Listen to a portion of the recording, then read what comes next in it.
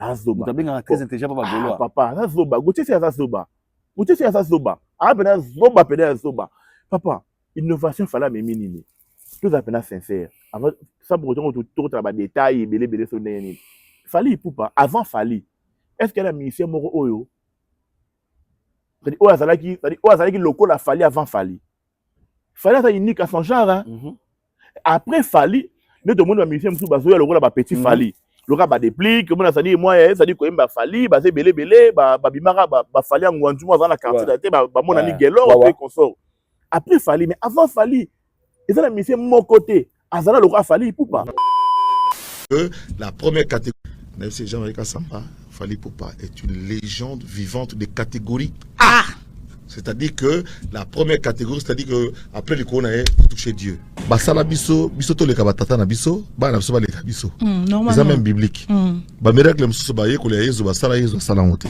Succès numéro 1, sans risque d'être contredit, c'est Fally qui tient le chapeau. Celui mamie la mona poto première fois. Honorable Zachary Baba Baswe. Visa ordinateur mte sala. Ba peso visa 10 jours yoko sele 14 jours. Yeba ke tango ya okene soutien. Bo evita ka ko tikala ka na poto. Bo to musicien na difficulté pour bien que ça bande comme sous. Numéro 1 Fally Ipupa. Et on doit le protéger. Moi j'avais demandé un passeport diplomatique pour lui, à créer ba warrior toute une communauté, les lo ba tout balandi. Musicien tout azana batu na ye. Et ça qui n'a pas banda kala. Les lo ko comme communauté internationale. Je pense que Jean-Marie Kassaba peut sans repentir un tout petit peu, le Fally Ipupa c'est une légende. Est-ce qu'il fallait ça célèbre? Nandago va répondre. Oui. A rempli déjà les 5 critères wana. Donc Azali légende vivante. Azali légende vivante. On dit Jean-Marie Kassamba za moi azé kolomo nanga. Biso ndima ba défaite no ki pamba pambate. Bobe na biso ba vantar. Na sengi bolimbisi pa na pona ye. Eza erreur moko ko koma na ona muntu surtout. Nenga zawana ayebi ke Fally eza légende.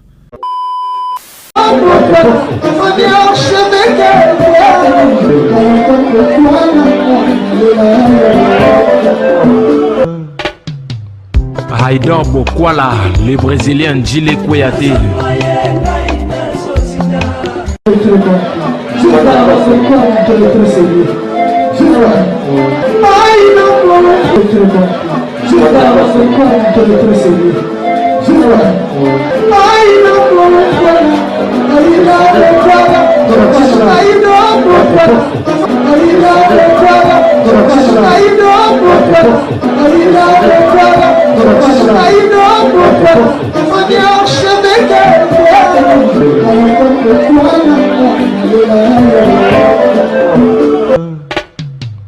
Haïdor Bokwala. Bienvenue chez Haïdor Show, très chers internautes, vous qui nous suivez partout à travers le monde. Bonjour et bonsoir.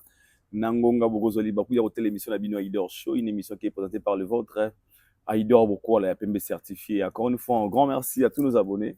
Hotel Abisso partout à travers le monde, la chaîne Bino Haïdor, mais la télévision, on a toujours Nzambe, à Salaga RRT, à Zarapé Surprité. Un grand merci à ma partenaire aux Hotel Abisso, au soutenir la chaîne Oyo. Là, je vois Trésor et Mouchi à dollar, Fondation Trésor Mouchi à dollar. Citation à vous, les millionnaires congolais Yannick Ekini, le formateur de Boss, Gino Madova, patron à Kata Johannesburg. Vous êtes tellement nombreux. Maman Bonheur 5 étoiles, Mama Ibraden Jones, merci pour tout. Maman Sita Chouana, Tata Mossi Yabana, on lui appelle Yabosko Badega Yaya. Citation à vous, Kouloutou. Et Nabaye Onyo, sur Bastonera Moussala, Autosala Ranaba, toujours un grand merci à vous. Nzamba Baxilabino, encore une fois, Ebélé. Après Sabino, longue vie. Bastonera Bisso, vraiment de long, de près. Nous sommes de cœur avec vous. J'ai un grand réel plaisir pour vous d'être devant vous.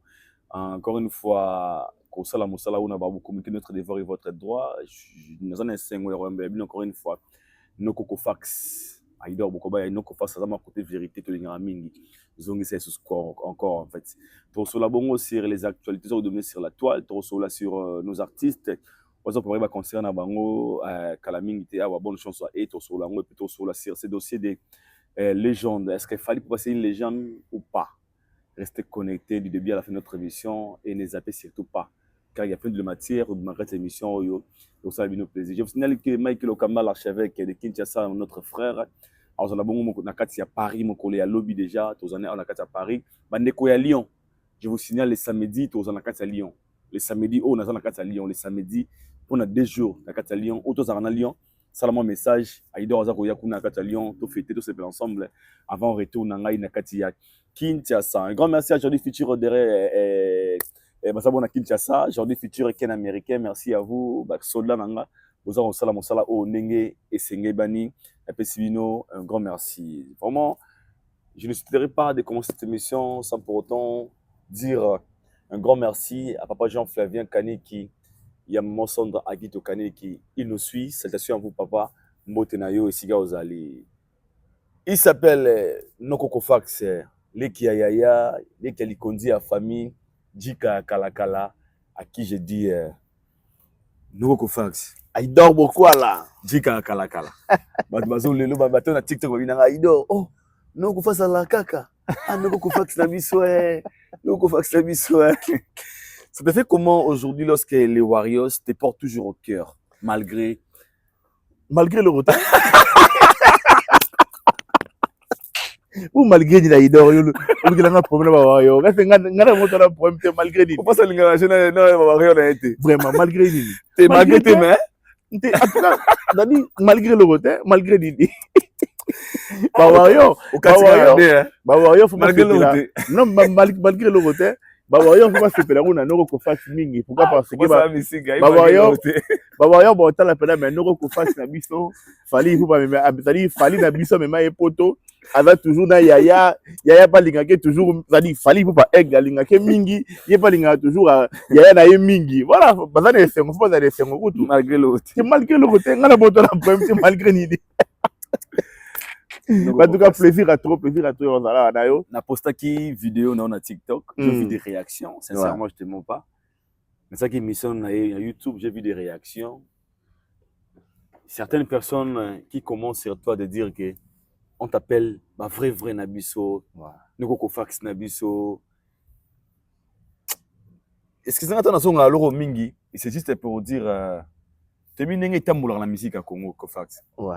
Ezaka mutoyo, azaki bien au ming au bara ba poton ba musicien, tout ba musicien na bango tout ba communicateur.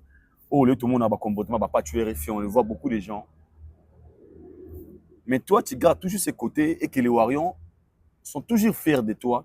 Ole ba nyonga mais ba nyonga te côté wana yo mo sa ronde ni to mona ba réaction certains Warriors na mutu roi et ça là un plaisir à toi au moni Aïdor photo encourager ba geste à bien photo garder ba bonne valeur tout ça la karaté wana lelo yo ça dit to soutenir ba ingrat te en tout cas photo encourager ba to pena ba otambola na ndenge ya bien makasi au moni comportement na vis-à-vis ya ba Warrior vis-à-vis ya famille bon Warrior oui mais vis-à-vis il y a Fali pour parler nous attends Nzambe azara d'accord nanga OK on a raison attends maman botanga azara très fier na moi très fier tu rappelles ça Fali ba merci voilà ozomona Idor donc c'est normal faut toi encourager ka makambo ya malamu tala exemple ga makambo ya pas tuer refi et ça makambo ya encourager te peu importe les cabo azaki na on héritier peu importe banda qui carrière nous qui chroniqueur journaliste attends monsieur moi tu penses à me mailler poto mais what ta me poto mais tanenga baluki lié donc bref tu ko encourager ka ba geste ya ndengo wana te na communauté tozali tu encourager ba geste ya malamu nga lelo yo na sa fier tu na lo ba ke ko fax les kayaya ko fax petit Fali poupa et je suis fier de ça ozomona et grand frère payé moko c'est quand même à sa fier yo lo ba ke en tout cas les ki wana c'est nga mutu azana besoin ke mikili nga muna mema poto. Il est fier aussi. Ozomona papa. En tout cas, bambote na esika na Zambie. Na Zambie na neki kumbimba bambote na mais avant de commencer, voilà. J'aimerais que tu soulèves un point un peu important.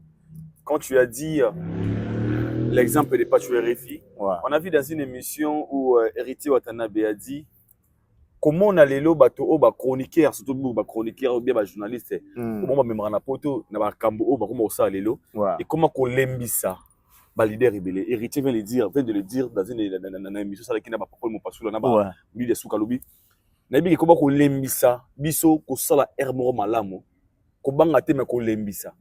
Quand tu vois ça, tu condamnes nous autres aura chance ya poto, toi tu condamnes des musiciens on va avoir chance on va avoir idée à biso na poto.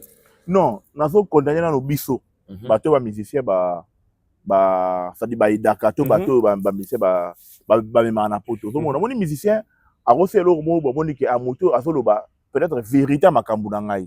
Na place que bato mso ba lo ba lo kuta makambu na nga, mais ça dit mais quand même azolo ba vérité makambu na ngai. Bon, na memaye vérité a ke lo bango pe ata na mikili ya poto pe. OK. Ozomona. Siko autant aux gens musiciens a fait le lorandengo wana. Avec la confiance na yo. Biso siko lo ka to tourna na biso. Et voilà, il y a un moni ba comportement ya mabe do salamaka. Et c'est vrai, papa, yo kansi na ndenge pe na vérité. Bon, tebi motema na été. Tozo ngaka mingi pa ya fali poupa po yende ndi balabara na lingala. Il y a biso boy, il y a biso oui, mais il y a biso yaya. Biso yaya. Il konza famille. Voilà, tozo ngaka pa fali. La charité bien redonnée. Voilà, comment par soi-même. Yende vient na biso yende, il y a biso yaya. Ouais. Yo kansi pe na fali poupa. Na makambo afele biso awa. Ndenga fali ndenga ngala biso kine belé ya mulongo wana.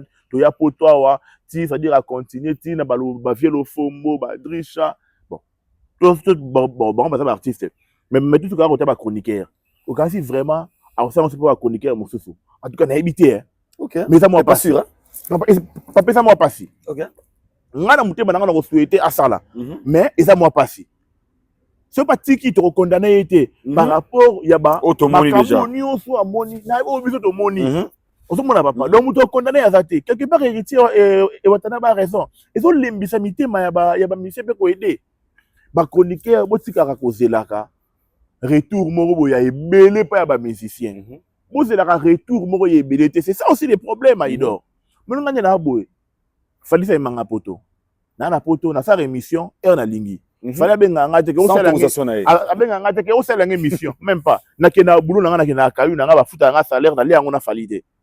Mais grâce à Falo Komajika. Voilà. Mais mboko ba futa nga na kayu na na salaka. Na lia ngona falita, lia nga moko na famille nga. Ozomona papa. Ba chroniqueur tango comme poto.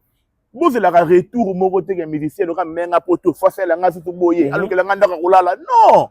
Non, non. Di. Bunda luka makambu na yo, bunda luka fi na yo.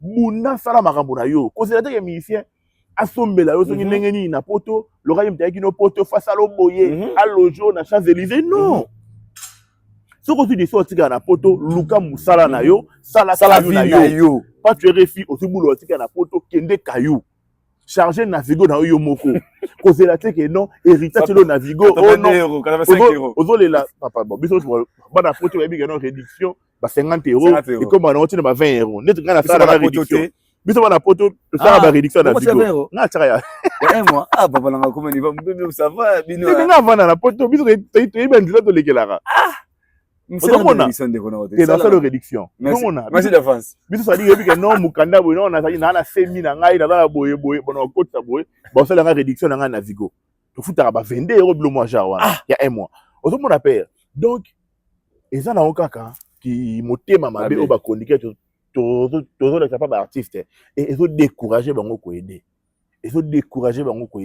et c'est pas bien mais nga il faut ça dans les ba musicien ba continuer à aider ba chroniqueur mais ba chroniqueur peut tout changer façon na biso ya rosela na bango to ba rosela reconnaissance c'est très important reconnaissance c'est l'équipe nyonso tous la raté de musicien mais nga poto yele mfa ko sali il faut que la nganda ko na Champs-Élysées non ozo na poto kende kayu na yo bunda gende kayu na yo ke kayu no so vidéo yo sala émission na yo bunda salaire na yo nga salaire ba futa nga na kabola ngo na falite na lia salaire na nga yo moko nga mo na lia salaire na nga ila famille na nga mais mte nga poto c'est fort hein oui le papa mais oui mon frère 110% ah c'est tout kuta na kutu wapi à part ba concert ça mo nga na concert ko fax de Paris ko fax c'est tout ozomona papa ba chroniqueur au solo lia c'est la retour moko te o soki musicien ça la nga yeboye o nga na salela yeboye et puis fois ça la nga boyete le fait que mon poto déjà ça dit alongo au Congo et na poto ils a déjà ébélé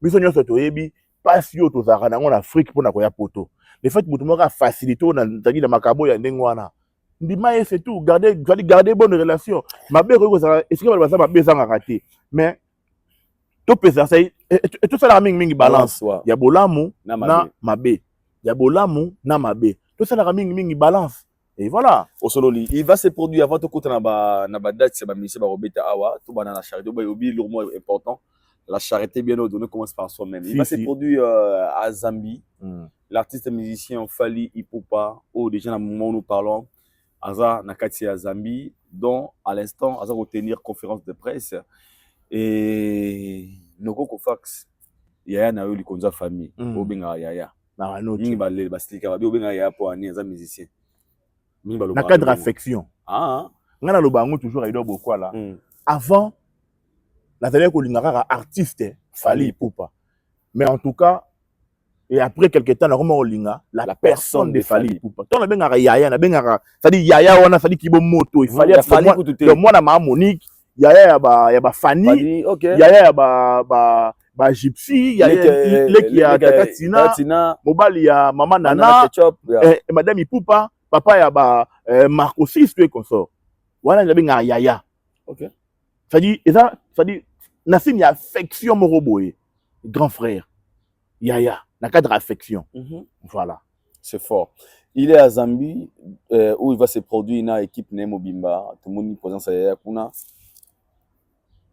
na me go tout nos questions balabala tout na rappeler zo ba mikolo balobi bat baza ko zela Yaya na ba Zambie te baza ko zela Yaya na Stade de France na ibité Yaya na yo alors ba no que à part Stade de France on bête sous concert vous sauter tout ça non c'est bon quand tu vois ce discours ya Batouboé yo moko tangi petit frère Yaya ya grand frère il est Timba non l'artiste Fally Ipupa est un chroniqueur que tu es tu te dis quoi na communication bato baza ba to zele ba Zambie te to zele Stade de France une communication sur ça bon awa siko fodo sur la ce tant que chroniqueur sur la salle des chroniqueurs sur l'analyse sur l'artiste voilà sur la musique et puis c'est l'artiste Fally Ipupa l'artiste est musicien voilà vous comprenez toi na nzela toi na pas c'est normal voilà ndenge ça toujours papa ils ont la place moroté oyo artiste musicien Fally Ipupa lo baïke à part Stade de France dans Robert sous concert moroté na ville ngai ils ont la place moroté ils attendent ils attendent sika moroté to c'est-à-dire membre équipe na moroto lo baïke non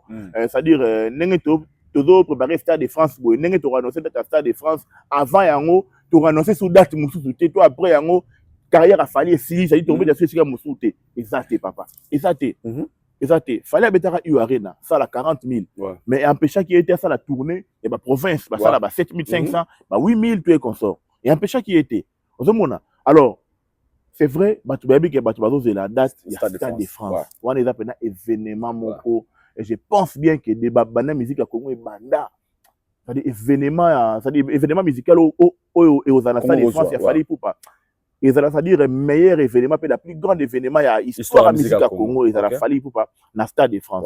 Mais avant Stade de France, c'est tout à fait normal. Et ça, tu as un joueur qui est dans la Coupe du Monde. Avant Coupe du Monde, tu as un match amical. Normalement. Match amical, tu as un préparation. Avant d'arrêter comme Coupe du Monde, déjà dans 2028, tu vas arrêter la Coupe du Monde. Tu vas entraînement, tu vas un match amical, tu vas préparer, tu vas toujours. Et ça c'est normal ba warrior na yebike wani za ba warrior te mani wani zali mingi ba détracteur mingi ba fanatique ba musicien mususu na boso na nenga licho en fait nenga licho boloba ki Stade de France ezali moni akobeta na Zambie te ba warrior ba yebike na Zambie za le la Fally on ça le roi c'est-à-dire le match amical le ba entraînement moko boye ozomona c'est-à-dire il va toujours dans cadre de préparer Stade de France na ye. Donc, Stade de France, comme pour l'instant, Nano Yemoro a officialisé date. C'était bien que Bissot déjà te bé barimé que date est là boye. Mais bien que Yemoro déjà a officialisé avant libre, il y a ba contrat de mususu. Attends parce que annoncé date à Stade de France. A robeta kaka na Gabon, a robeta kaka na Togo, tout est consort. Au moins papa. Donc ils ont pour Moroté, Fally azana calendrier vraiment chargé. Azoraba production, azoraba contrat à tout moment. Manager na Madina Djobongo, il est au four et au moulin pour travailler pour le bien-être de son artiste qui est Fally Ipupa. Manon Luba qui a présente.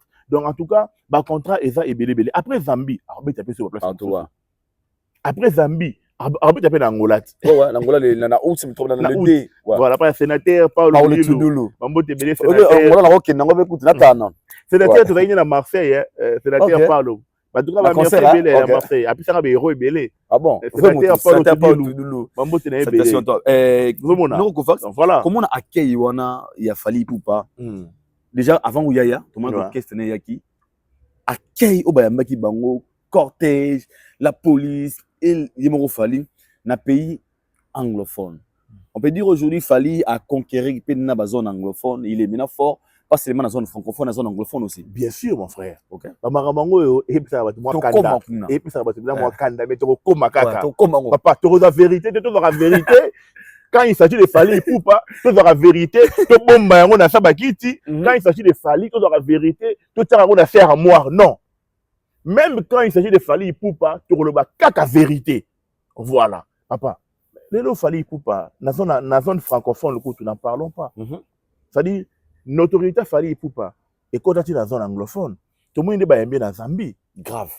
Dans Zambie, il y a Bayambi, une superstar. Il y a Bayambi, la légende. Il y a Bayambi dans Zambie. Bayambi n'importe qui. Tu as la délégation. Et puis, Aïdor, et puis, il passe la montée. Bon, tout le barrage, il passe la montée. Maintenant, on attend qui émission à Héritier Watanabe.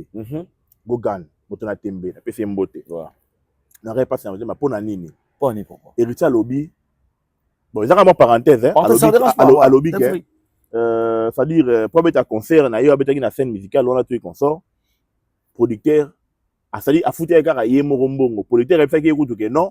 C'est-à-dire, bino ba musique congolais bozo na bino ba chanter belé ana potoa c'est-à-dire au coller ba yemba yo zora caché na yo moko marambo ya groupe na yo etalingate yemone muta se demerdaki aluka ki ma groupe na ye aya na bango poto esala nga pasi na motema ba musique congolais faut boye ba ko s'imposer na bino wana pourquoi na revenir ce qu'on a délégation Fally atambola na bango na ba concert tanenge Fally ki na Zambie to tali vidéo moko awa besenga na chambre na ye chobu na chambre na ye dilaso na chambre na ye mutu na chambre na papa ils ont raté exigence à contrat exigence wana sikoyo omoni ko exigence wana sikoyo po pe sikoyo batu ba de exigence na wana po ça dit faut ba ke mutu aza rentable faut ba ke non mutu o bene exiger boye faut to sala ngo pour azape na grand pour azaboye azo mériter ne yango papa tala arrivé à Fally na Zambie délégation na ye comme un roi, c'est-à-dire ça bien logé, Yemoro Koutou donc c'est-à-dire arrivé na ye. N'en parlons pas à la conférence de presse actuellement là.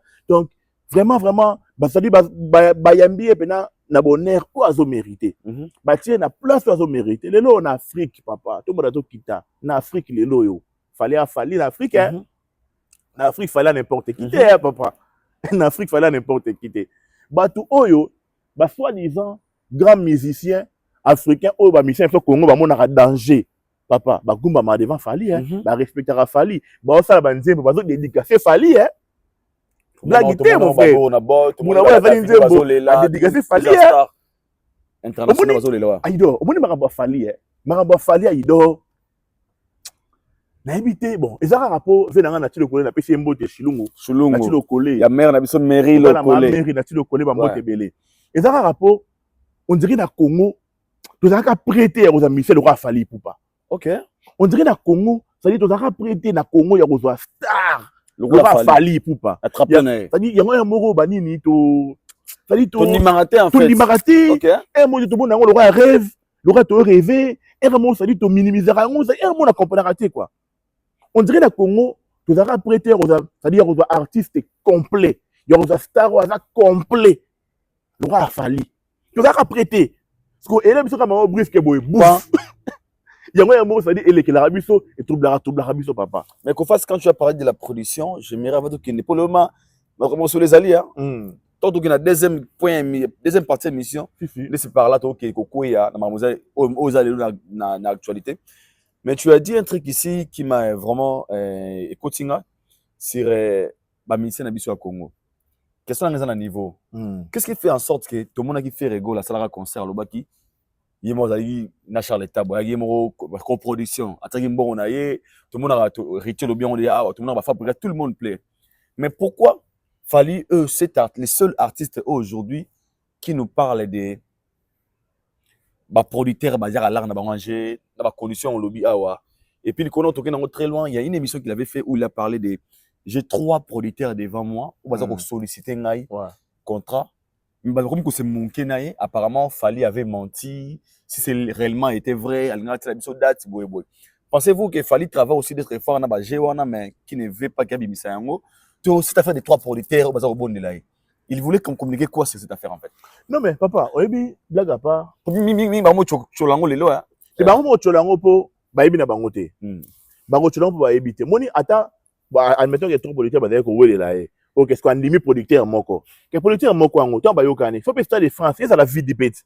Faut pas Stade de France, c'est-à-dire côté sécurité, ba yokana pe bien na l'état français. Faut pas ça dire boye parce qu'on sort tout consort. Donc ça ça procédure mobimba. Stade de France papa ba beta ango, ba faire ango parce que ba beta ango na préparation 5 mois té, préparation à 8 mois té ba so ango ça dit une année. Ba musicien tout ba dire na Stade de France, Nino Rayasuke, ça comme Nino. Abanda a fond la billetterie une année passée. Na jour à concert na ye. Ozomona papa. Donc côté wana bateau ba se moquer de Fally Ipupa, ezaka bateau yo. Ça dit ba ça peut-être ba ignorant ou soit ba ça bateau moko ba aigri. Ba aigri kaka papa. Ba monsieur congolais belé là. Ils ont du mal ya robeta ba concert. Ils ont du mal. Na kena to kena plus na total émission moko ya artiste un peu fait rigolo artiste la biso. Aloba kena maman Denise. Ça dit pas si abi ba baso mona ka kena mutazo tambola. Mutazo ba concert mais pas si to mona. Tala. Moni ça papa. Ba doit minimiser pas si au fait rigolo aloba. Tala. Moni fait rigolo pena. Viens, il y a la vie à mouvement, s'il te plaît. Mais quand que c'est comme ça pas si au monde a ça dit ba comprendre que musique que c'est produit. Musique ça passe, musique ça passe. Papa, avant maman mais là exemple regarde ING a fait rigolo la fourni billetterie ba musique ça passe. Il y a fourni billetterie ba stopper qui. Ba stopper billetterie, faut ba loba, faut papa, et ça ba pas sur moni sur na ING. Il y a eu rien route écolobaté. Papa, de musique que c'est produire les lots dans ba grande salle et ça passe. Mais au moins tous un artiste moro oyo a sala yango na facilité. To betele maboko et to croire na ye, to pese confiance. Ata na Stade de France wana, Stade de France papa eza nzakate. Et puis que Dadjo beta Parc des Princes, mais beta Stade de France te. Tilelo bien sûr. Ba musicien belé ba sala ba succès na France awa. Stade de France na ba beta ngote papa. Na ba beta ngote. Eza blague te. Ata Arena wana, Dadjo na beta Arena te hein. Ça très bien. Dadjo après Arena fallait aloba nini. Mais peut-être exact après ou attends na podium aloba na podium ça dit même bito devant na awa c'est pas facile de faire ça. C'est pas facile. Il y a c'est-à-dire Robert salle au boy Fally oza ça dit oza prêtre oza légende un mystique. Je me rappelle que Black aloba qui ça dit que comme on a concert à Fally na Arena on dirait dans notre la concert il y a Johnny Hallyday mon congolais. Donc il a dit tout cara prêtre mon blague était. Papa, il y a pas facilité. Ils a facilité. Tu peux Fally chance pour la Stade de France et toi encourager pour na courage à vue il y aura affronter Stade de France. C'est pas facile. Pas facile. Aïdo, tu as Fally pembeni. Tu dis Fally, tu es pembeni pena. Ah tu ça l'analyse hein, tu as la musique voilà. Tu es bien Fally pembeni. À part Fally. Ministère congolais ni na a qu'on fait rêver, c'est-à-dire habiter qu'on fait rêver biso comme tu as Stade de France. À part Fally pena lelo. Pensez-vous aïe pena que non on va Stade de France l'année prochaine à part Fally pena n'est pena Rosala. Vous avez dit qu'il a visité le Stade de France. Ah tu viens Kosaki. On a fait la visite. Aujourd'hui il est bien par rapport à Fally parce que on a confété l'étoile. You confie bien par rapport à rien. Ah makala papa. Parce que bilo tu fais la bilo bien bokenda bozo ke na mo fleri bokenda confété l'étoile na ba ken pena ba Fally. Et ça y était à l'écouter. Voilà, bilo verrou de bien. Invité à Stade de France à Wapi. Ta le côté. Vers que ça va série mon kala oh avec à Paris de presse affiche fait bimara ma bête à péter. Pensez-vous il est incapable de le faire? À part Fally qui est la personne que tu vois qui peut faire Stade de France. Azate. OK. À part Fally pena azate. À part Fally azate. Papa, car on a mis kakatano tout le monde a couteau pour na bête ba ING pour na bête ba Madame de Paris, donc on a vu héritage c'est pas problème, il me respecte, on s'alinga pas pour la linga gaming, s'alinga pas si pas producteur, moi mes ententes, les nibidens tout et consort. Et ça dit au monde il s'alinga moi pas si. Bon ce Stade de France. À part Fally actuellement pendant en tout cas Azate. Donc tu peux ça Fally chance, toi encourager na nzela ou aso memela musique na biso ya mboka, na volonté pe courage à lui il y a Romain musique na biso na Stade de France. En tout cas, toi encouragé, toi zéla tu as biso date. Merci beaucoup. Nos artistes vont faire des salles très bientôt là. Il y a Héritier Otana BC24 donc dans 2 jours Dôme de Paris, Ferrego là le 7 juin. Pardon, ING Arena, Robin Mundibou le 7, même le 7 Maribel Calamine Awa. Un mot, un message à tous nos artistes, ils leur diront quoi? Vous allez préparer un concert à Bango Awa Calamine. Mais déjà en tout cas, on a pas vite fait. Alain Tiamouna les guides, Alain Tiamouna la Switzerland, vient en Haïti, Baudouin du Parlement, le roi des Beauvais, il y a Balé qui a Baudouin du Parlement, le roi des Beauvais, Mobali à Manacha, Bambote n'a pas belé, Patrick Bongo na Beauvais, Bambote et belé, Bosco Badeka, Bambote n'a pas belé, Bosco Badeka Yaya, et puis on a pas Simbote, et belé, pas ya Cyprien Zolo, Junior Mukuna, Maître Oro, Junior Mukuna, Papa Mapassa. Mbote belé, mbote pas ya ma bichou tilengi mère double. Vita Kaluji papa de ovi. Ah ouais. Ah Calais, bon il y a bien. Ngana tuna huyo na ebande. Tenga bino tuna yo. Ah, wa mutu na wote. Ah bon, mutu nga Vita Kaluji na pese mbote. Papa na de ovi. En tout cas, na pese mbote pas ya Netvi, moi na ya Vita Kaluji Netvi. Mbote na ebele. Tonton Kofax te salue. Et puis que papa masola ba concert ezobeta mawa. Ouais, bah concert exact, vous avez concert Betama, Ferrego là, le 7 juin à ING Arena. Bon, c'est vrai. Bah billet. Révolution on est kama. Bon, ils a concert à correction hein. Ne bit ça na ngwana. Ah, vous savez quand ni mo fongo wana vérité. Bit ça concert ya correction. Tout le monde communication, correction pour de longula. Bon, wana o les Vanjarata. Selon les communicateurs ou selon la communication de certaines personnes qui travaillent autour des artistes Ferrego là. Et Fanjo, soi-disant, a raté la configuration maximale. Il y a 16 000. Il y a 16 000. Bon, on va dire qu'il y a 7 000, il y a combien? Il y a un dame. Pour être à Kosakina, il y a papa, à ta catégorie, il y a un dame qui a ta catégorie de poésie. Est-ce que la place rien à voir, papa, rien à voir. Tu as un billet dernièrement à Bruxelles, à Nanzélade. Tout le monde va image. Tout le monde imagine que c'est ça bien. Banda musique a banda la poto na habité Marambo si to le kango kala pour na nini ça dit ko so msanga biso toujours na le temps passé les lo musique est comment côté comme ça ba billet te kama na ba na Fnac ba billet te kama la ba site tout et consort ça dit il y a biso kaka on a ça dit quelques artistes ça dit ba so msanga biso kaka na ndenga le temps passé ti côté kaka ba billet na tali na nzela na balabala papa na habité franchement. Et puis que ça dit n'habite na Sony. Bon tout na ça dit carnaval ba ndi ba oteka o ba fanatique à musicien Songolo Pakala. Et ba fanatique à musicien Ferrego ba oteka ba bien là. Mais quand même quelque part. Ils ont pas Sony. Le monde évolue. Donc bref, ba concert, ils ont évolué. Bonne chance na bango. Ils ont évolué à pas de tortilles, mais ma bien correction d'été. Aïdor. Ils ont des lots comment la musique. Ba ta pour na vie à motuté. Mais étant que analyste c'est-à-dire ils ont des lots comme Moroté au faire à ça là pour corriger Fali la musique ça té ata Moroté banda musique baya kala mama corriger ils ont des lots comme Moroté au ça là autre monde qui a corriger Fali ça té à force sur le cas pour corriger Fali avant que c'est ridiculiser yemoko selon Kofax selon Ngai et puis selon la réalité parce que tu revends à tout Luka et ça corriger Fali ne lo nini. Les temps d'amour et l'histoire. Papa, amour l'histoire, attends ma gola on la fête. Ah, bah tango. Attends on la fête.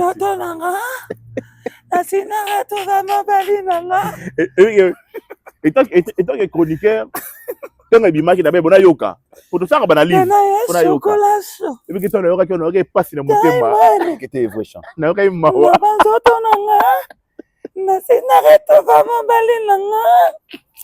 Et puis ajoyo comment dit ajoyo pour tout la biso faire la musique yoka aido moi c'est odi minenga wala nzema préféré bon ils ont chanson point de vue na ngai papa point de vue na ngai et puis ajoyo falu ka sa ki Céline Dion c'est le cas na 50 ans ou ça ki Céline Dion na 50 ans na banzoto nanga no sina retrouva mon bolingo kama yesu kulacho no imone que qui Céline Dion na 50 ans qui se dit bien à 50 ans.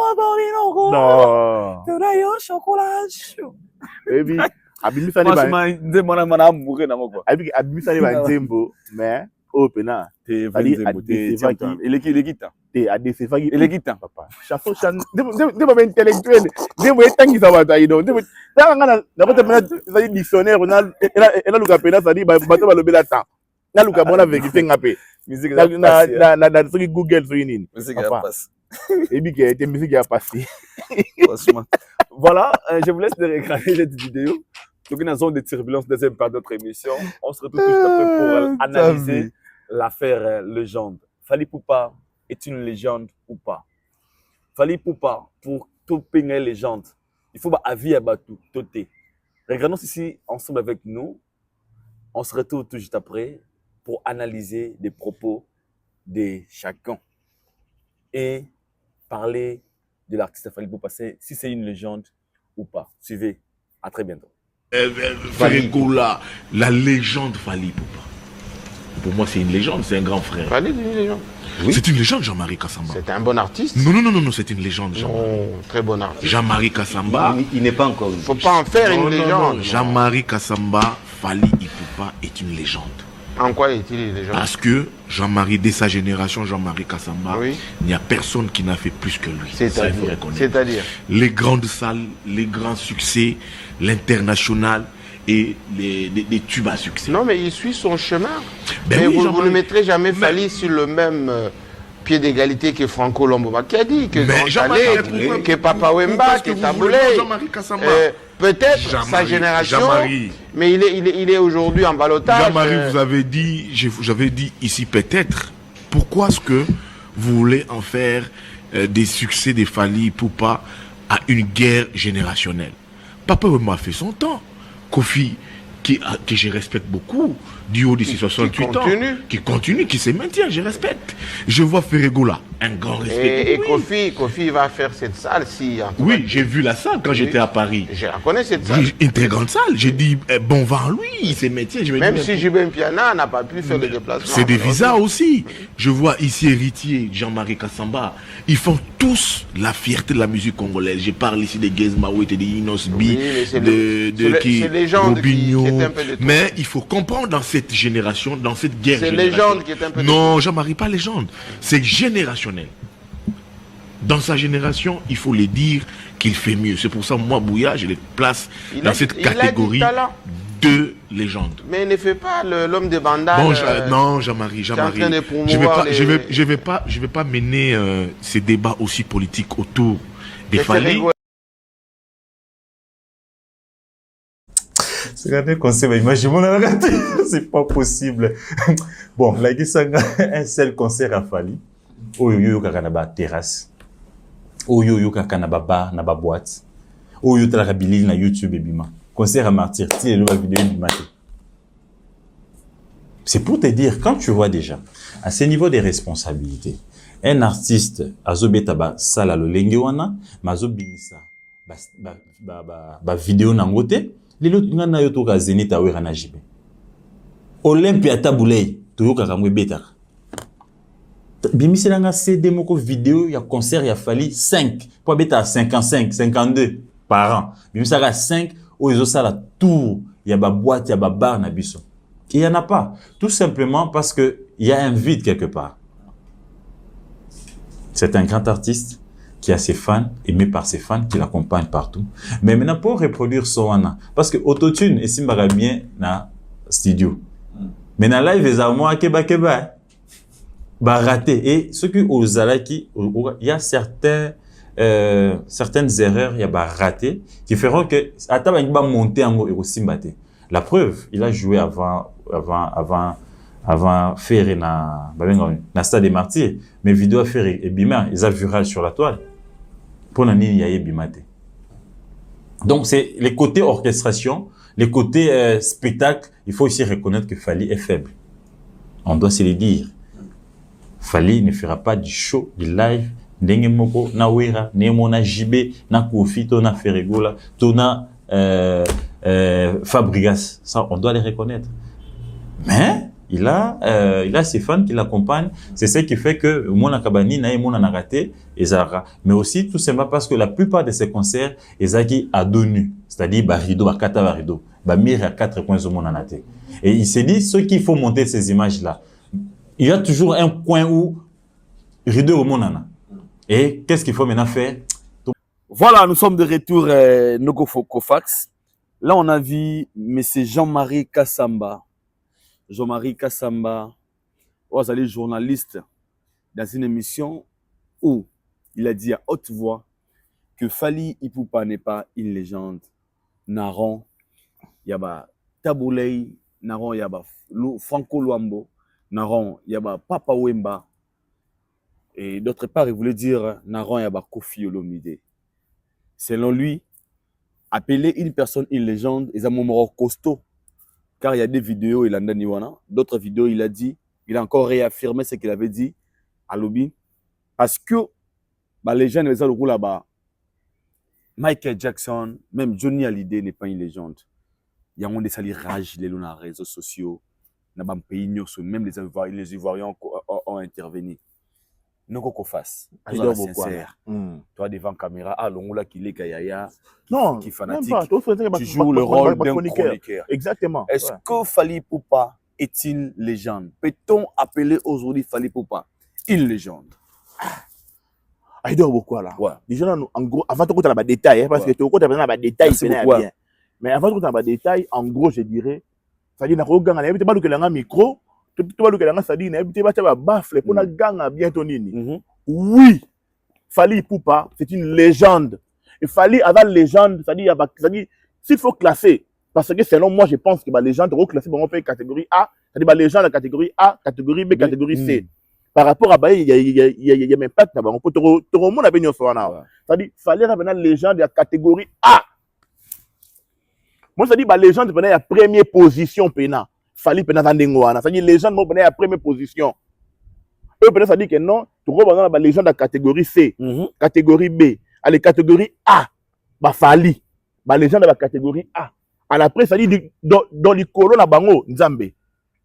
Papa, Jean-Marie Kassamba na habité et bi na Congo ba tu tout banga bango pamba tu respecter bango pamba. Solo, sincèrement. Non, c'est bon. Merci. Et bi n'avait reconnaissance le rôle là. Alors ça va mentir. OK. Vérité. Au moins, Jean-Marie Kassamba, patron ya Télé 50, journaliste, c'est vrai. Mais quand même, voilà, professionnellement, tu dis que non, c'est moi. Voilà, il y a Badakala Nyoso, Nengezala Kaka. Papa, n'avons pas le rôle à ça va mentir. Le rôle, ça dit, hein, alors mais tant qu'on a la deuxième vidéo, je me suis dit, na Congo, nous avons un sérieux problème. Comment ça? Jean-Marie Kassamba a décevoir battu belé. C'est la race, il y a des collègues, des journalistes, ma télé pour nous contredire. On a évité. Bon, tu aurais pu que na angle mususu parce que parce que on a angle mususu, tu aurais l'occasion de développer peut-être affinité. Na musicien mususu, ou peut-être bazar en froid na Fally Ipupa. Tu réfléchir ndengwana mais non linga bana to ko bana ndengwana bana te po voilà to bana ndengwana to sala mutu na ye en tout cas monsieur Jean-Marie oyoki sina bana no mosoni quoi beauté je te dis la vérité bana wa boti mon Jean-Marie Kassamba na balo yemo ka boti ba yeki fala la légende donc ayoki sina bana ne mosoni tala sikoyo na première révision sala ki o aboyaki que fala la légende te alors ya maka mususu et deuxième vidéo au sala est-ce que le makambo susu et ba makambo ce qu'on a dans la deuxième vidéo wana et ça makambo c'est ma Fally que ça dit oh peut-être tali makambo le biwana Fally se retrouver critère Fally Azali critère Fally Azali critère Fally Azali papa Fally la légende il y a catégorie A nini na Congo na moni pe ba tout ça belé oh non intel légende non le on va comprendre bien tant to lobaka ça dit vérité sur makambo Fally faire la musique et ça la raté pour nous diminuer bato mususu il faut comprendre ngo bien ou soit ba musicien tout a commencé par Kofi Olomide Weranson JB Piana ça dit ba musicien tout bon génération Fally mais ba Mikolonde ça dire ba musicien tout ba Nyoka Longo ba Redi Amisi ba Blaise Boula tant to lobaka biso ba chroniqueur tolobaka vérité ya makambo fala ça na musique tolobaka ba exploit fallait ça les arrêter pour na diminuer bino et ça pour na diminuer bino te bino pe boza la place na bino boza ba grand mais yé pe aya sali makambo ne o eti yé pe grand papa tout que ne moké na ndenga balé va comprendre bien Maradona azalaka légende c'est-à-dire légende du football ya Argentine Maradona tango Messi abimi Messi aloba idole ne na balle zanani Maradona Messi c'est-à-dire au moins attaque beta pe balle moi qui Maradona na kati Messi aye ko accomplir makambu oyo Maradona sala na o Maradona sala te na football yango lelo oyo Messi a commencé à dire le meilleur joueur pour l'instant meilleur joueur il y a histoire il y a football Argentine et ça Lionel Messi mais idole ne zalaka nani Maradona tango Messi ayaki Maradona azalaki pe c'est-à-dire meilleur joueur histoire à football légende il y a football Argentine tout monde n'a pas très bien mais il empêcha qui était que Messi aya akoma lelo c'est-à-dire comme légende à football Argentine akoma lelo il y a des meilleurs joueurs histoire à football Argentine et empêcha qui était mais est-ce que longola Maradona qui légende na jamais non Maradona tango akufaki bakundaki na bonheur nyonso légende c'est-à-dire babenga bakomotu et puis de wolo c'est-à-dire l'un des meilleurs joueurs histoire à football Argentine ba pese bonheur to ko mériter donc comme Mataya Messi et longola qui Maradona té mais sauf que Messi tango aye tango c'est-à-dire asali makambo asala ki ya minene ko leka Maradona et placé ka likola Maradona mais et longola qui Maradona qui légende na été ba Messi congolais apparemment dirait ba do souffrir ne loko wana lelo bolinga te Fally Ipupa asali mieux koleka ba musicien congolais c'est-à-dire koleka ba grand ebele aido ngana ko vanda te na kiti c'est-à-dire chroniqueur beta di solo ke ono JB Mpiana avec tous les respects JB za légende que Fally a légende te mutuloka Gauthier Sey sincèrement ne ba raté Gauthier Sey azaka mayele to asala rande effort ya kokoma zoba en tout cas ne ba raté c'est-à-dire Gauthier Sey asala semblant ya kozala zoba to eza pena nenga zaela pena mutune pena yangwana pena Gauthier Sey sur c'est pena makambo alobaka eza pena nenga zaela ka mais c'est décevant eza mawa donc JB Mpiana légende mais Fally légende te entre nous bandoro ba ta biso Aïdor to so la pena pembe carrière ya JB Mpiana parce que tu le orbeta carrière a Fally Ipupa est-ce que JB a accomplir ma minene na musique kolika Fally Ipupa on a débattu père voilà où tout qui défend moins bien parce que tout toucher ce que c'est maintenant et ça va moi pas si bien est-ce que Way Ranson a accompli ma minene kolika Fally Ipupa on a débattu frère débattu papa tout le monde surtout automatique comme moi bien est-ce que Kofi Olomide a sali makambo bela minene OK d'accord mais est-ce que tu as dit que la musique à Congo c'est-à-dire na comparer carrière à Fally carrière à Kofi et ça la makambo bela minene au Fally sali Kofi à salate mais c'est sûr c'est vrai on a même c'est la réalité en fait ils ont manqué respect ils ont manqué respect est-ce que ils ont diminué ben fort na bango même pas ba monsieur congolais c'est-à-dire il faut comprendre que celui qui dit que Fally la légende et longo libino qui légende na binoté et lui ko bateka que bino bosé le côté non boza be loko ba JB ba Way Ranson pour nanga ba ça légende na catégorie B catégorie C ba ça légende ya musique ataki na ndenga Congo ba ça légende na ndenga Congo catégorie C catégorie B Fally la légende na catégorie A papa pour nous la légende des na makambo na notaki awa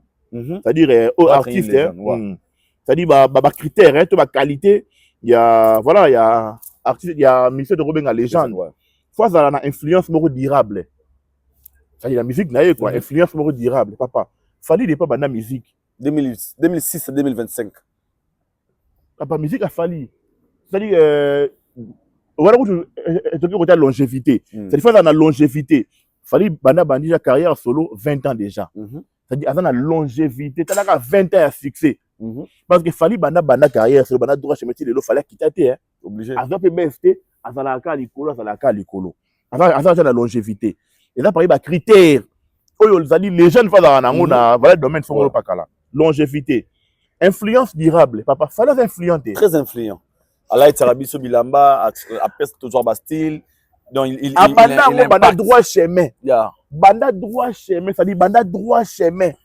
influence Fally banda droit chemin banda plus de 20 ans qu'il a toujours une influence durable papa Azan on s'est retrouvé déjà. Badba qui Luka, batang, c'est-à-dire musicien, c'est-à-dire légende, nani, c'est-à-dire critère au faut la légende. Influence, impact culturel. Papa, musique a fallu, ça n'impact c'est les Aigle papa, tout va m'en ton cause. Impact culturel. Les lots musique a fallu, ça n'impact c'est les lots. Et ça n'impact. Donc il y a une réussite commerciale. Papa, les lots on a un tek à coller à fallu. Azate, moutouma hotel ça attend la cheville en avant. Pour preuve papa, fallu a fait disque d'or Tokos 1, disque d'or Formule 7, disque d'or export. Bah disque d'or il y a solo et avant a plusieurs singles d'or fallu poupa. Plusieurs singles d'or. Fallait combien de trophées au Azanango. Voilà où ça côté Moussoutou. Côté réussite commerciale déjà, c'est-à-dire à Oteka, bah chiffre réseau bah Yangomoro. Actuellement, ils ont mis congolais mon côté à Oteka pour les Fali Azate. Ça c'est vrai. Azate. Sur le pays là, reconnaissance internationale. Papa. Fali. Lorsqu'on parle de Fali, le pays de Fali Poupa, Congo. Papa. Reconnaissance internationale. Fali Poupa. Combien de trophées au Azui à niveau international?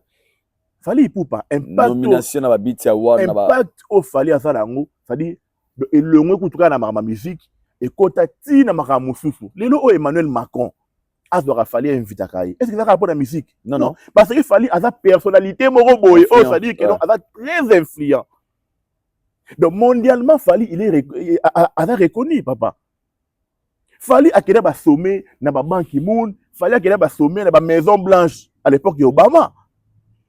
Et ça n'est pas un musicien, tiens. Pour ça, ça dit personnalité, moi, ça influence à ma casse.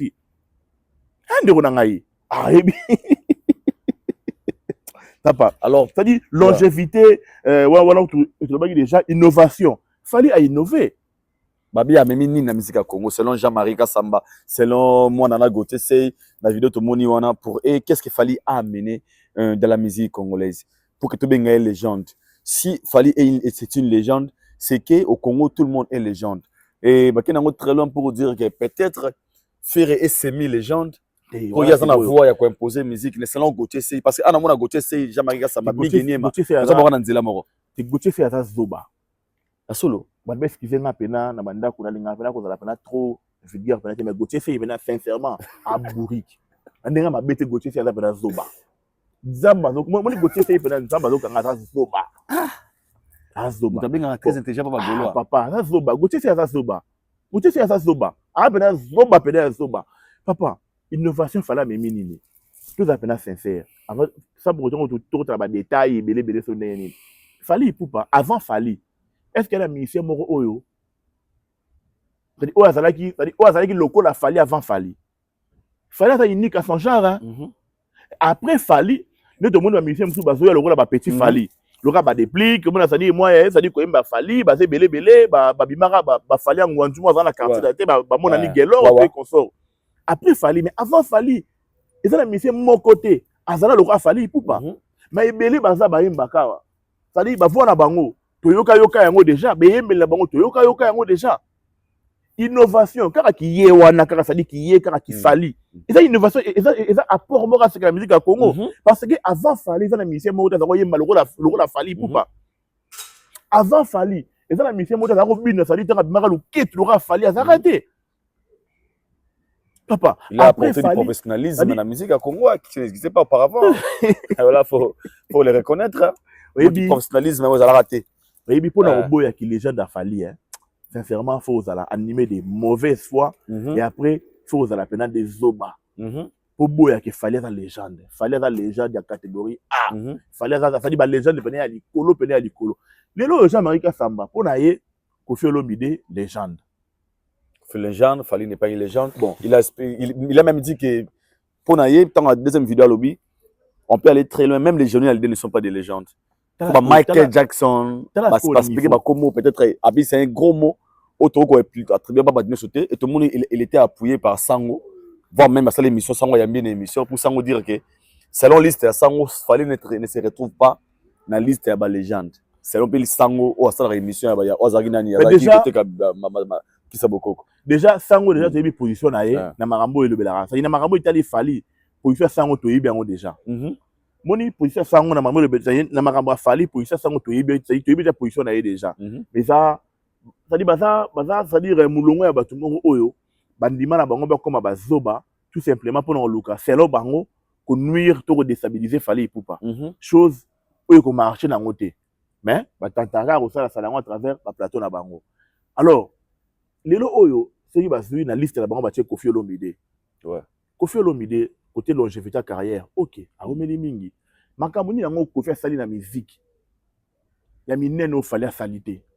OK. Pour Kofi dans la légende, fallait dans la légende T. OK. Tout cela pena pembe pena Aïdor parce que c'est long là en termes de carrière. Oui, donc c'est long là en termes de carrière, j'estime que Kofi a les bosso à JB na Wera. Parce que si on a quitté na JB Wera, ça l'aura na Kitiku Makasi.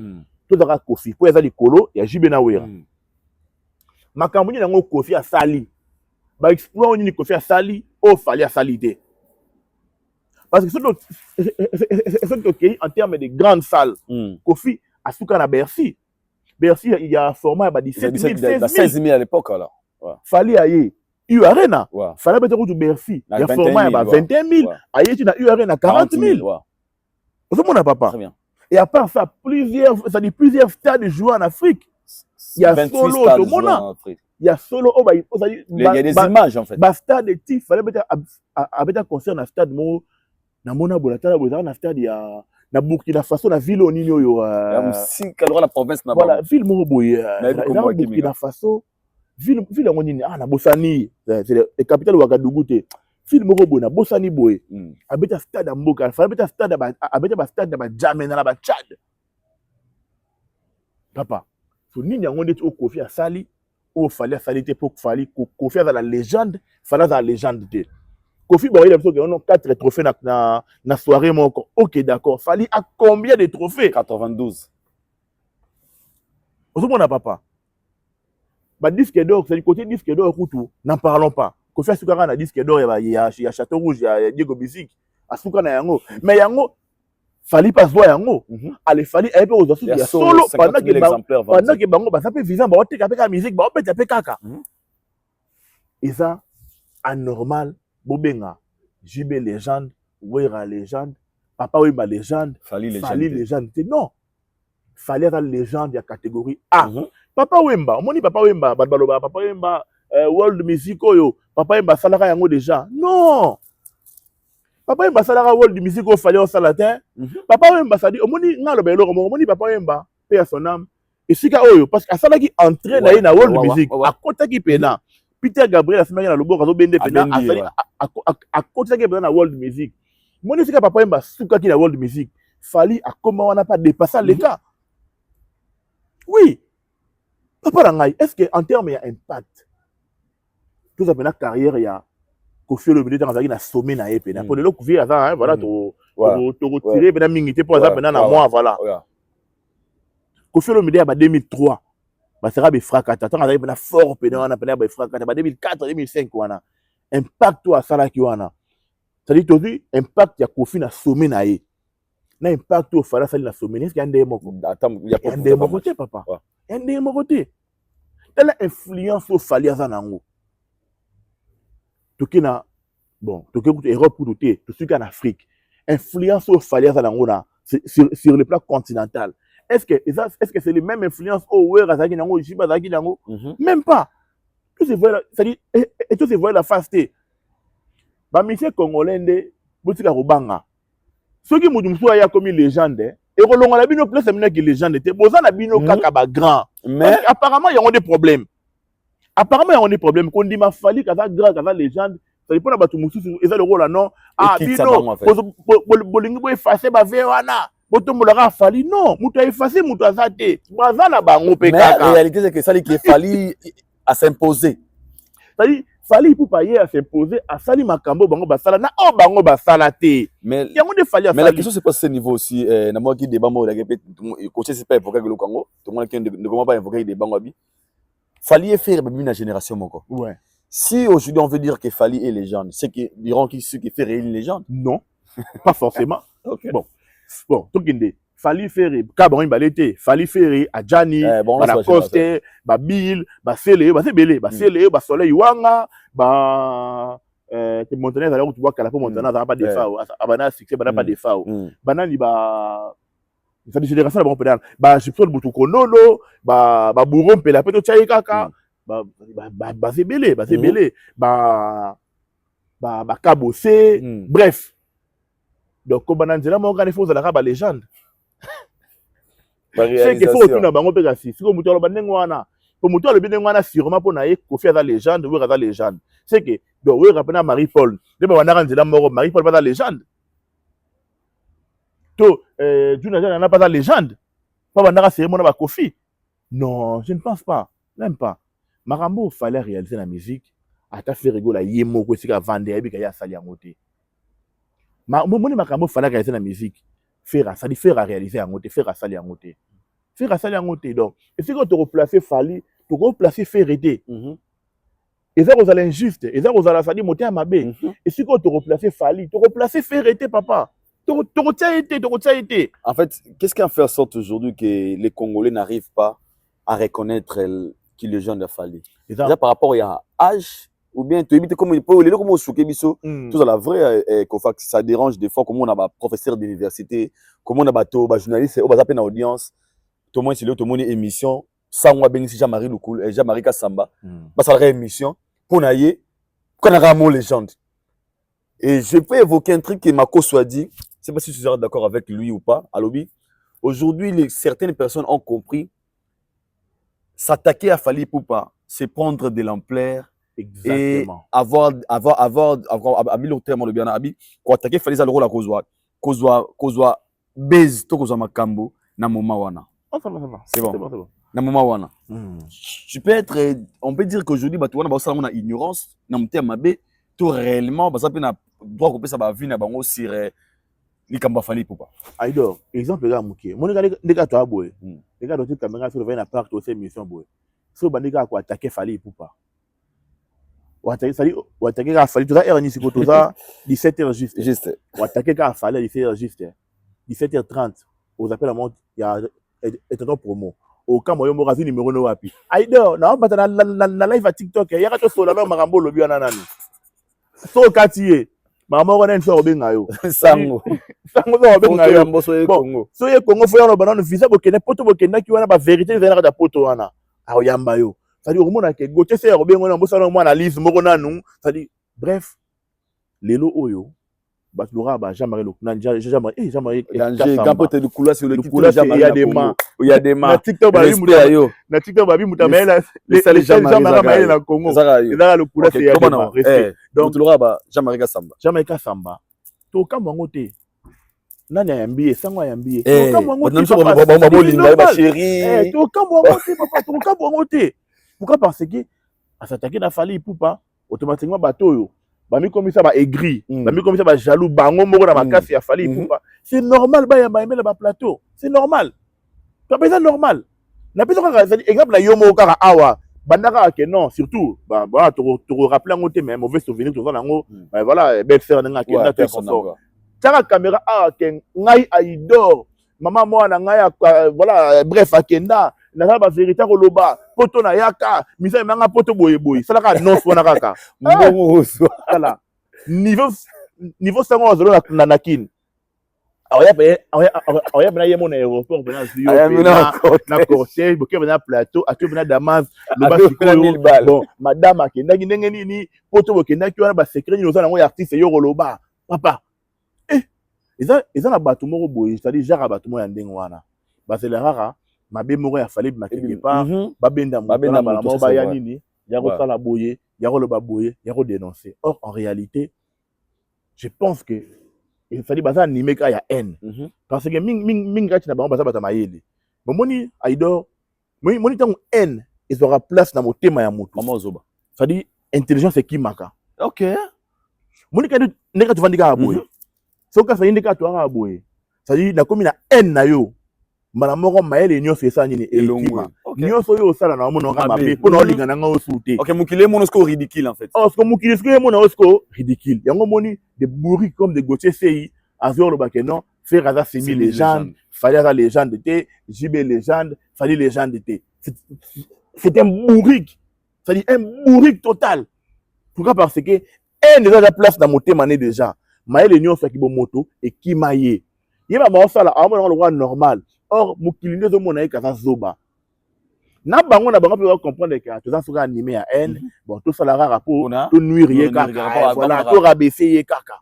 Ça te fait comment aujourd'hui de voir les Ivoiriens, les Camerounais, Batamboke Belé, Télémi Lelo pour dire, pour défendre la Fali. Quand je dis pour défendre, pour Nabango, c'est un manque de respect de voir une personne comme Fali Poupa qui fait la fierté de l'Afrique francophone, si je peux dire, mais dans son propre pays, la RDC, il y a certaines personnes qui reconnaître Valère Naïté. Natie biso te ba Congolais, so nga lobi so ko fa lobi ba galé kayaya. Comment na ba Ivoirien, ba Camerounais, ba Télémi. Pour nous ko lobi ça soni pour na biso ba Congolais. Tout, on peut dire quoi sur ça? C'est cette affaire en fait. Et confirmer, premièrement, et confirmer l'histoire encore une fois que les gens d'Afali Poupa. On m'a dit impact toi ça nango hein. Boboye na mboko na bino quelque bâtiment ba boye mais libanda ba rappeler bino te biso ko libanda wa to yoka mata ça y ba rabo ayem ba to yoka ngo ta 100% te mais azal les gens là grand. Papa, nzamba la raté. C'est-à-dire et confirmer l'histoire surtout qu'il est c'est-à-dire côté légendaire peine à Fali Poupa peine a vraiment vraie légende peine vraie légende. Papa na ngai. Deuxième position c'est et ça na Sony. Et ça Sony. Batuku ya mboka ba paya. Bazo reconnaître Oya Bino Ndeko. Mais Bino Moko Bozane Awa, vous avez du mal à reconnaître. Pourquoi? Parce qu'à cause de la petite énorme chose à Nayango. Et ça Sony. Et voilà, ils ont en tout cas, ils ont maming. Il y a le bar toujours à Idor, de Ronangaï, photo le bar. Pendant que Fali, Aza vivant, tout le bar, bah mérite naïe, tout le bar, ma sala. Tous les aliwana a été. Tous les aliwana a été. Ngana le barango, na bande la phrase à chaque fois. Tous les latés, nous avons samoli mona et tout le temps Marco 6 na Champs-Élysées. Marco, père Nabino Azaki prêtre. Jaden, mon papa Nabino Azaki prêtre. Mon papa Nabino ba série wana donc Azaka mystique. Papa tous de la montée. Pendant que fallait la vivant, photo tient na place de la en fait. Pendant que Azana bomo ya zo mona, ça dit tout là qui ça y est ça dit tout tient pendant la place na yé, ça dit na place au besoin mérité pendant. Tout ce ça semblant mon frère. Tout ça semblant qui montait à ma belle au Congolais dans le lelo oyo.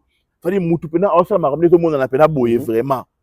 Qui ne bolinga ça dit boye effacer un peu pourquoi parce que celui qui tombe lié, ça dit et ça le non, te diminuer batu mususu non.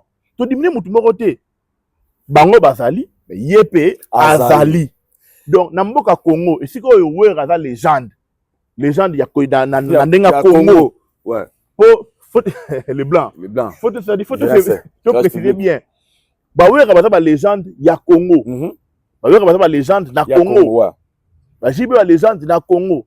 Bah fallait la légende ya Afrique puis légende ça dit la musique mondiale, la légende. Et si ko oui la légende, ko fait la légende, fallait payer à la légende. Toi accepter on dengwana, tout ce que ça dit hypocrisie semblant ou non. Non, tu manquer de respecter vérité ka yangwana. Voilà, merci beaucoup, nous sommes arrivés à la fin, nous avons fait Nabiso. Un message de soutenir quand on a passé à lobby, ça n'a pas passé à lobby. Tous les latés, écoutez, Jaden Nanzela. Ah! Oh, papa. Tout le monde a mis, tout le monde, et soit Kabiswa, moi après, il y a un documentaire, interview. Vraiment, à cette époque-là, il était. Oh, ça, on est sur. Fali, c'est une légende. On n'a pas besoin. Il y a une affirmation, toute une confirmation, Jean-Marie Lukou, Kassamba, Sobi Sango, ou côté c'est parce que vous êtes absolument rien. Ouais. Quand je dis rien, parce que vous avez pas d'impact. Vous en avez besoin à côté, dans le sens positif, expliquer Bisso. Parce qu'un professeur d'université qui a du mal à définir mot légende, c'est regrettable. Important, même vos enfants, Banakata Sony, papa Nanga, un professeur qui n'arrive pas. Il y a expliqué mot légende.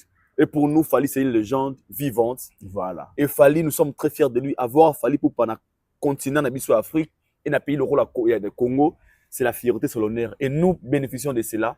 Et pour conclure, on dit Fali, c'est une légende vivante. Car tout ce qu'il a fait dans la musique congolaise, Namoni Kofite, Namoni Verate JBT, Namoni Teboli Misara. Ah oui. Mais oui, vérité. À la fin, vérité de la faire, exaltation. En tout cas, c'est pas le mingi na conclusion na yo. Yango na pena de ona. Ngamoni moko esa pasi na mutema. Esa pasi. Mais bobo ya mutu ti wapi? Oh. Ça dit mutu pena makambo sali pena yango zo mona na pena ke batu basala yango basala te. Mais bobo ya na bino ka pona bobo ya kaka. Papa, tozala na Congo awa. Miseni yango ya Congo na ba succès tu basala wana o ça dit influence na yo impact na ye, ça dit et bimaki ça dit oh yo influence na ye c'est-à-dire elongwa qui tient la maramba musique et côté tient la maramba ya mode, c'est-à-dire et côté tient la maramba politique voire même. Papa. Oh, bah on tient papa yemba la maramba mode oui, mais le roi fallait jamais. Papa yemba Azaki, c'est-à-dire Asukaki, dans niveau morobo, il influence la mode, dans niveau morobo, mais Fali, il est tout le temps là-bas défilé, il y a Balmain, il y a grande marque à vêtements, il est tout le temps invité, tout à présent. Tout le monde tu happy. Donc non, comme il y a Fali, toute la vérité, tout le temps a fait à Mesa, avant les gens de thé, pour Kofiar au silica, pour Werak au silica, pour Jibar au silica, pour Papa Yemana Tomba au silica. Non, Fali aux légende. Atayo Rolobate, Bisso Bato, Toto Mona. Pour la place que vous avez légende. Et moi, je me permets aujourd'hui, on le bat Fali pour pas. C'est-à-dire, jusque-là, au sali makambu na musique, ou accomplir makambu koleka jibe, koleka wera, koleka kofi olomide. Marabon a sali mission mon abague dans ce big na papier. C'est marabon a sali big na papier, c'est-à-dire big na papier, tout comme appelé marambo Fali a sali na oyo, bango ba Fali. Fali. Sauf que la vidéo, comme par hasard, grand frère. Yeba yango ke makambo yo soki mo yebite yeba ke osali na musique osali makambo accomplir makambo osali makambo minene koleka jibe koleka wera koleka na tata na musical Koffi Olomide nous sommes arrivés ouais osilika asiliki na ye musicien osilika pe asiliki na ye moi je m'en fous c'est-à-dire moi je non ça va moi je m'en fous et talengate la vérité reste la vérité te reçoit que oh non bino bandima rabino natango na bino bandima rabino. Pour nani boningi te ton ndima pe Fali na tango na ye. Non, papa, Fali to ndima ye na tango na ye. Soki musu ya seulement mukoleka Fali. To ndima lisusu. Bravo. So monsieur congolais mo ya beti deux fois U Arena. Abeti mo vendredi samedi. Bravo. To respecter. Mais tant que ça a Fali mutu, a sali be exploit. Ah papa, Fali à l'équipe à monsieur congolais nyos actuellement. Nous sommes arrivés à la fin. Quelques salutations.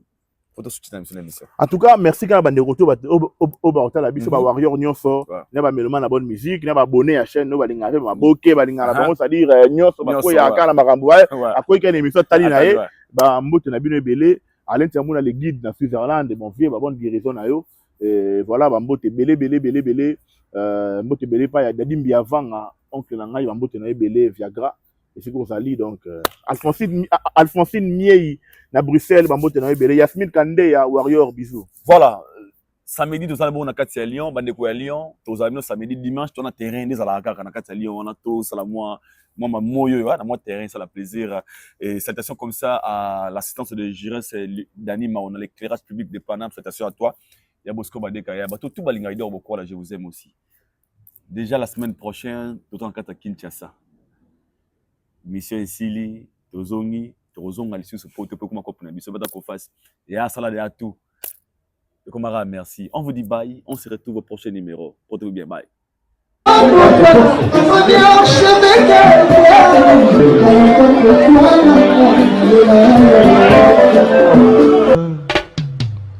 Haïdor Bokwala, le Brésilien Djile Kouyaté.